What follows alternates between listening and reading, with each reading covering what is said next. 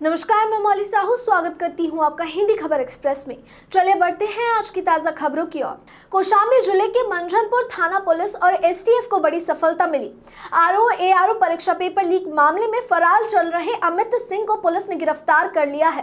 Police के अनुसार अमित सिंह ने 40 अभ्यर्थियों की थी व्यवस्था।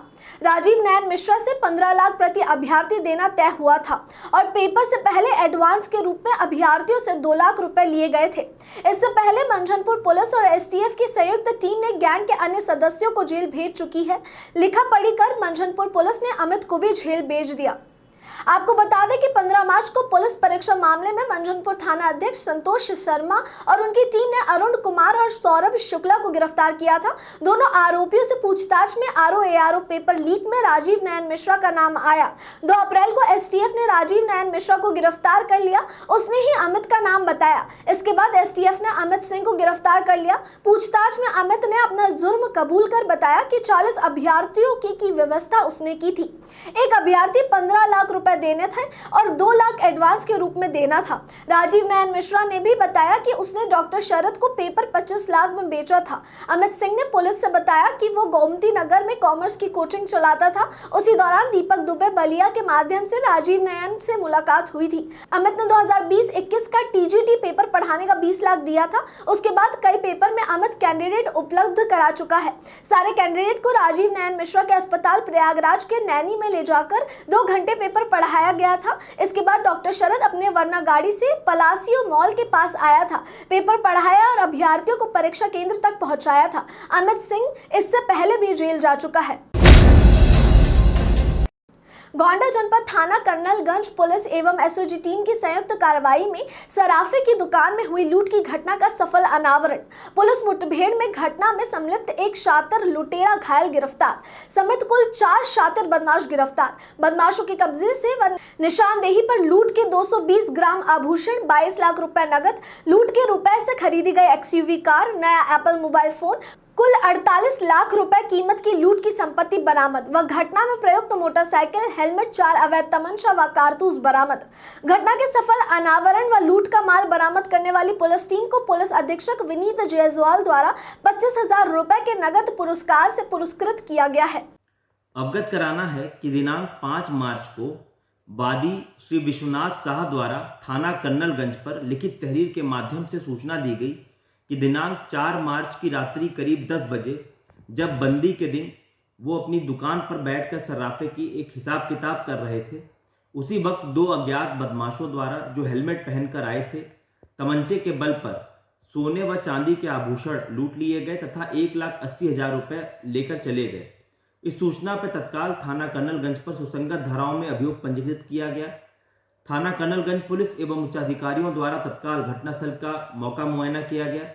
इस घटना को अत्यंत गंभीरता से लेते हुए मेरे द्वारा एसपी पश्चिमी के नेतृत्व में कुल 5 टीमों का गठन किया गया, जिसमें एसओजी और सर्विलांस टीम को भी लगाया गया। इन सभी टीमों के द्वारा लगातार टेक्निकल एवं मैनुअल साक्ष्य संकलन की कार्रवाई की गई। इनके अथक मेहनत एवं प्रयासोपरांत इस घटना का सफल अनावरण करते हुए घटना में संलिप्त कुल 4 अभियुक्तों को गिरफ्तार किया गया है, जिसमें से एक अभियुक्त पुलिस मुठभेड़ में आत्मरक्षार्थ की गई जवाबी फायरिंग में पुलिस की गोली लगने से घायल हुआ है, जिसे उपचार हेतु अस्पताल में भर्ती कराया गया है।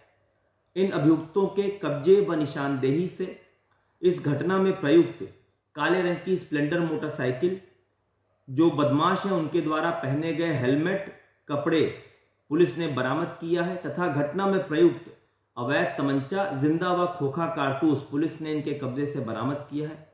इसके अतिरिक्त जो लूट का माल था उसमें से करीब 220 ग्राम सोने के आभूषण तथा 22 लाख रुपए नगद, जो इन बदमाशों द्वारा लूट का सोना बेचकर प्राप्त किया गया था, वो 22 लाख रुपए नगद पुलिस ने इनके पास से बरामद किया है। इसके अतिरिक्त ये लूट का माल बेचकर जो पैसे प्राप्त किए थे, उससे इन बदमाशों द्वारा एक एसयूवी गाड़ी लखनऊ के कार बाजार से खरीदी गई थी, वो गाड़ी इनसे बरामद की है तथा एक 1.5 लाख का नया एप्पल का मोबाइल फोन इनके कब्जे से पुलिस ने बरामद किया तथा वादी का बैग जिसमें कई जरूरी डॉक्यूमेंट्स थे, वो इनके कब्जे से पुलिस ने बरामद किया है। इस प्रकार इन चारों अभियुक्तों के विरुद्ध थाना कर्नलगंज पुलिस द्वारा आवश्यक वैधानिक कार्रवाई की जा रही है।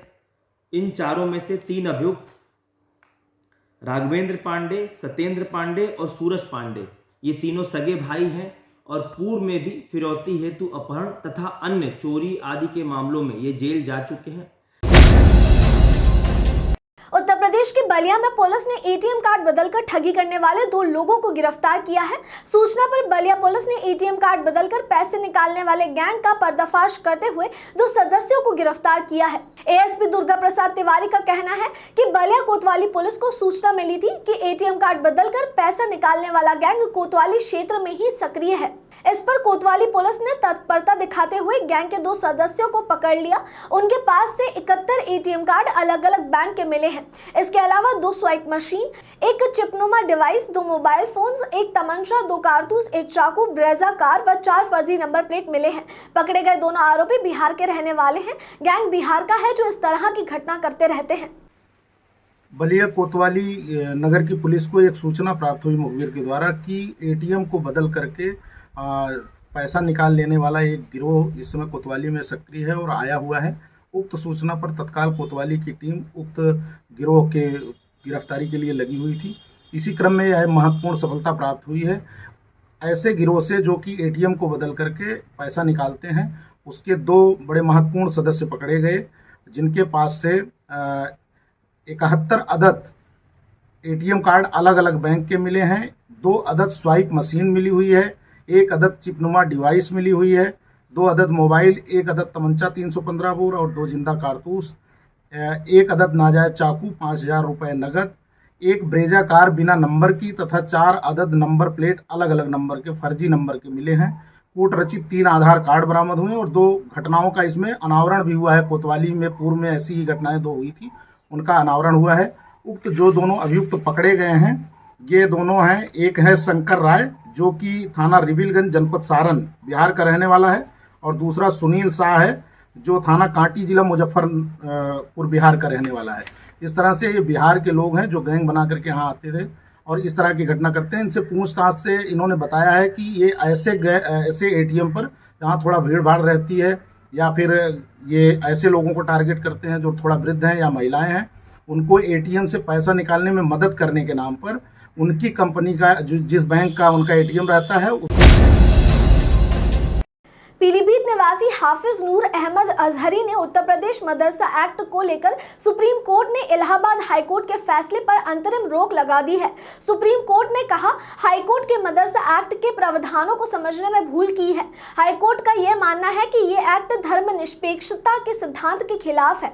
ये गलत है। रोके हुए वेतन दिए जाएं और बच्चों की पढ़ाई जारी रहेगी। बता दें कि इलाहाबाद हाईकोर्ट ने UP board of Madrasa education act 2004 को असंवैधानिक करार दिया था। इसके खिलाफ सुप्रीम कोर्ट में याचिका लगाई गई थी, पर आज जुम्मे के दिन सुप्रीम कोर्ट ने UP board of Madrasa education act 2004 को असंवैधानिक करार देने वाले इलाहाबाद हाईकोर्ट के फैसले पर अंतरिम रोक लगा दी। आज इस मसले पर बात करते हुए Muslim personal law board of India के प्रदेश अध्यक्ष हाफिज नूर अहमद अजहरी ने कहा कि सुप्रीम कोर्ट है, इस राहत भरे फैसले का हम स्वागत करते हैं।